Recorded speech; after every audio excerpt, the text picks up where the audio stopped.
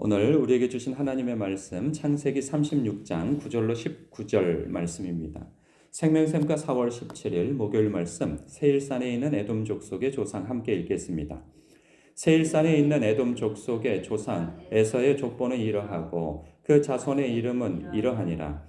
에서의 아내 아다의 아들은 엘리바스요 에서의 아내 바스맛의 아들은 루엘이요 엘리바스의 아들들은 데만과 오말과 스보와 가담과 그나스요 에서의 아들 엘리바스의 첩 딥나는 아말렉을 엘리바스에게 낳았으니 이들은 에서의 아내 아다의 자손이며 루엘의 아들들은 나핫과 세라와 삼마와 미사니 이들은 에서의 아내 바스맛의 자손이며 시브온의 손녀 아나의 딸 에서의 아내 오홀리바마의 아들들은 이러하니 그가 여우스와 얄람과 고라를 에서에게 낳았더라.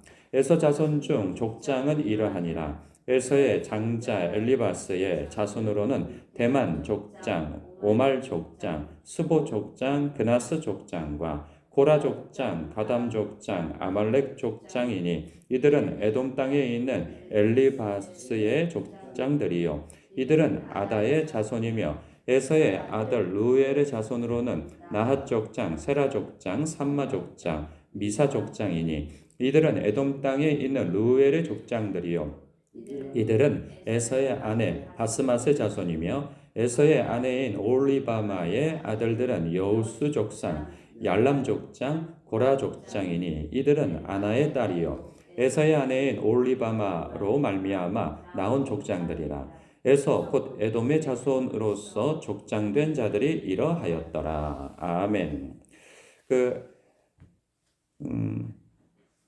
에서의 그 후손들에 대한 이야기가 계속 이어지고 있어요. 그런데 오늘 말씀을 보면 15절 이하에 보면 족장들에 대한 이름이 쫙 나와요. 그러니 결국은 그 에서의 그 집안 자손들과 그리고 그 후손들이 그 복을 받았더라 하는 이야기처럼 들려집니다.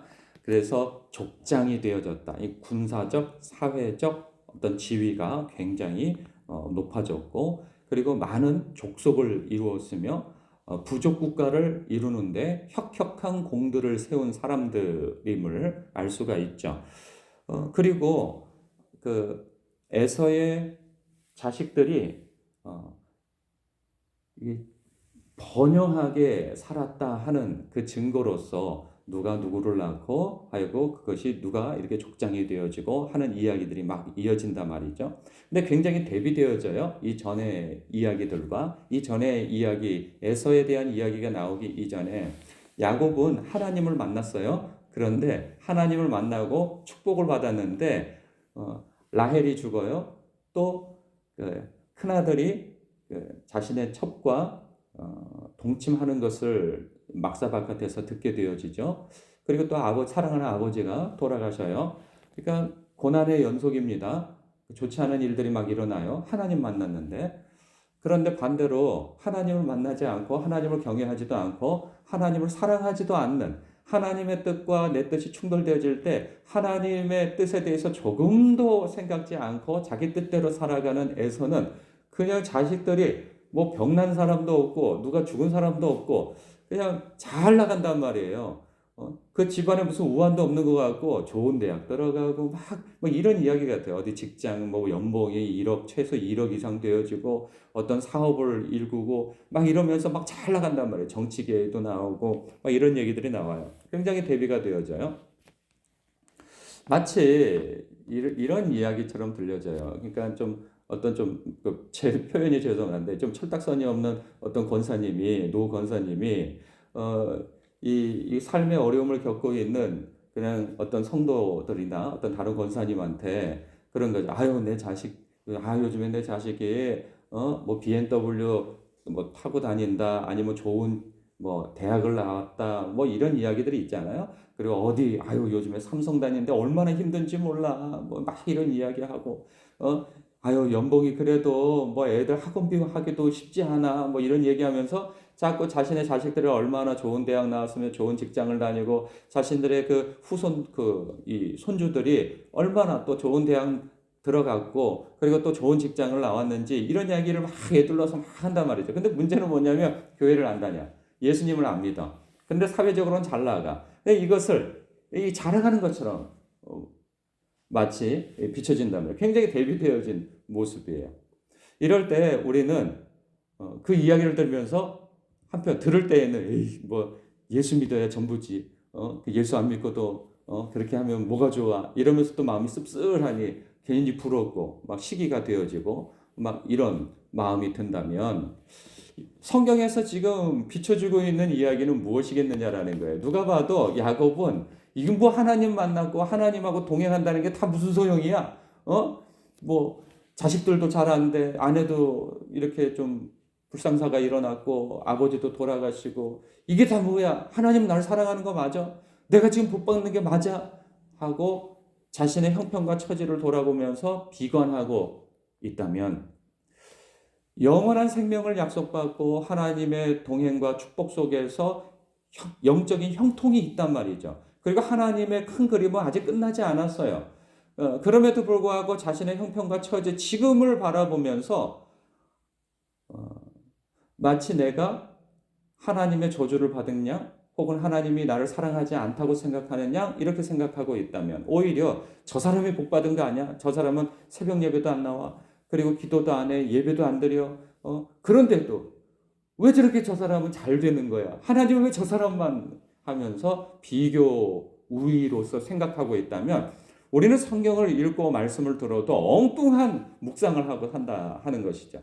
하나님께서는 결코 영원한 것을 얻기 위해 영원하지 않는 것을 버리는 것에 대하여서 이것은 결코 바보스러운 짓이 아니다 라고 성경은 우리에게 말씀하고 있는 것이거든요. 그런데 우리는 영원한 것을 기꺼이 이 영원하지 않는 것을 위해서 버리는 것을 지혜로운 것으로 본단 말이죠. 뭐 여러분들이 그렇다는 게 아니라 이 세상이 그런 시각을 갖고 있다는 거예요. 그러나 육신적인 그리스도인도 그러한 생각을 가질 수 있다는 거예요. 우리가 고난주간을 보내고 있고 이번 주는 부활절을 맞이한단 말이죠. 그렇다면 부활의 생명이라는 게 도대체 무엇입니까? 우리는 이 세상이 끝이야 라고 생각하던 것이 예수님이 부활하심으로 말미암아 알게 되어진 것이 무엇입니까? 하나님은 예수님이 참으로 하나님이셨어. 그리고 하나님의 아들이야. 그리고 그분이 죽으심으로 그분이 말씀하신 것이 모든 것이 진리야, 사실이야. 그리고 십자가 지심은 우리의 죄를 대속하기 위한 이 영광스러운 길을 가신 거야 라고 알게 되어진 거 아니겠어요?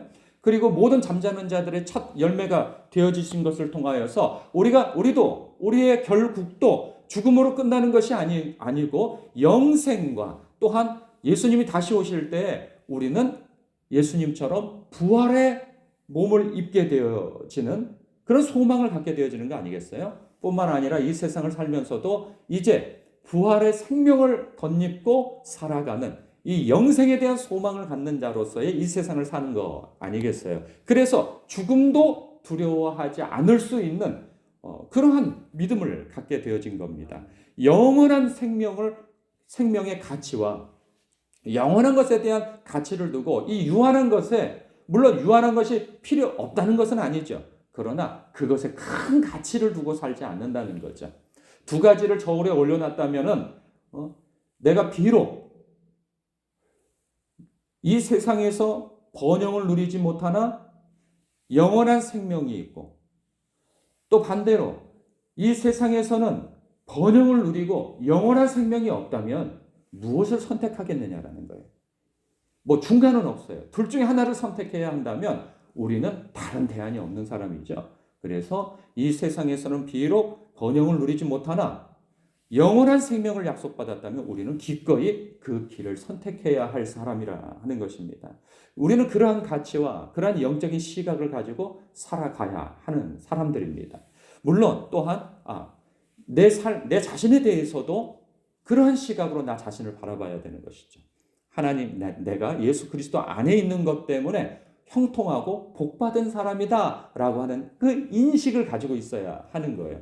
그렇지 않으면 우리는 자꾸 다른 사람과 비교하여서 나는 왜 이 모양 이 꼴이지? 이러한 생각 속에서 자괴감 속에서 우리는 힘을 잃어버린 그리스도인으로서 살아가게 되어진단 말이죠. 오늘도 이 말씀 속에서 마치 야곱은 이렇게 안 되는데, 이렇게 하나님 앞에 하나님 만나고 축복받은 사람도 이렇게 안 되는데, 아이고 이 에돔 족속은 이렇게 잘 되네, 그런 시각으로 볼 게 아니라는 것이죠. 오늘도 이 말씀 속에서 내가 예수 그리스도 안에 있으므로 영생을 약속받고 부활의 생명을 덧입었다는 것이 얼마나 큰 축복인가 묵상하시며 하나님 앞에 영광 돌리고 감사 찬송 올려드리는 귀한 새벽 시간 되시길 주님의 이름으로 축복합니다. 기도하겠습니다.